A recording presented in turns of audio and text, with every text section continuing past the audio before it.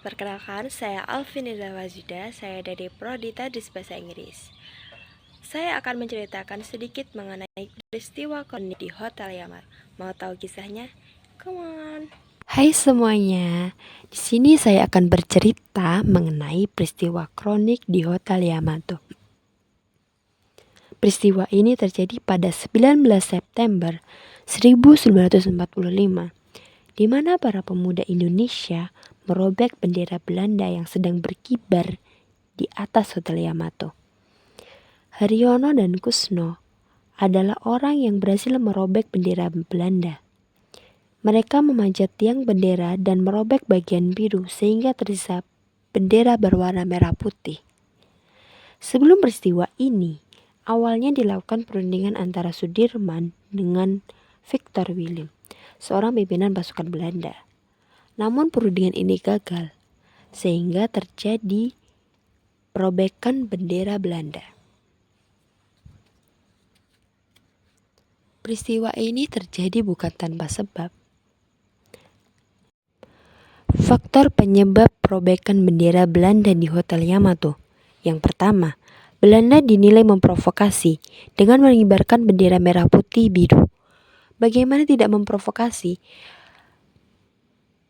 Belanda mengibarkan benderanya padahal Indonesia sudah merdeka.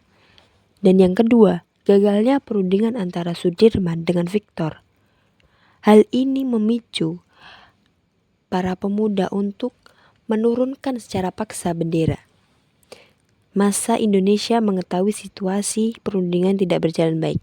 Nah, karena masa mengetahui hal tersebut, akhirnya terjadi perobekan bendera tersebut.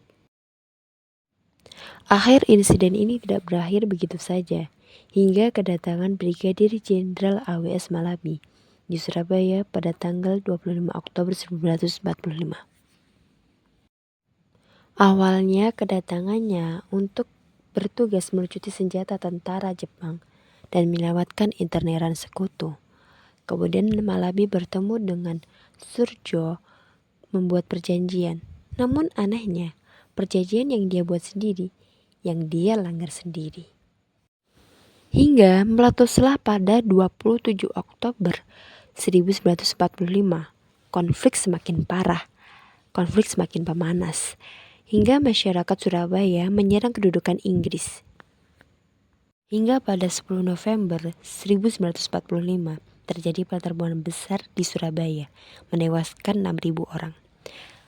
Ada yang tahu nggak 10 November itu hari apa? Ya, betul.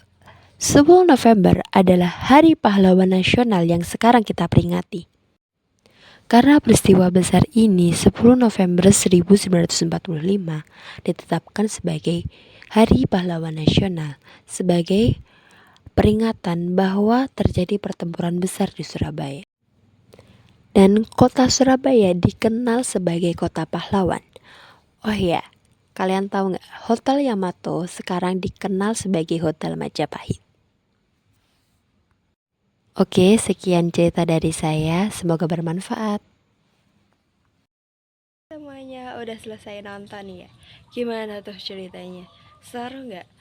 Pasti penuh perjuangan dan penuh darah. So, buat kalian tetap belajar, raih cita-cita kalian. Karena hal inilah salah satu cara kita untuk berterima kasih kepada para pahlawan. Karena demi kita, demi kehidupan di masa depan kita, mereka rela berjuang, mereka rela berkorban, bertaruh nyawa. So, buat kalian, tetap belajar dan tetap semangat ya. Goodbye.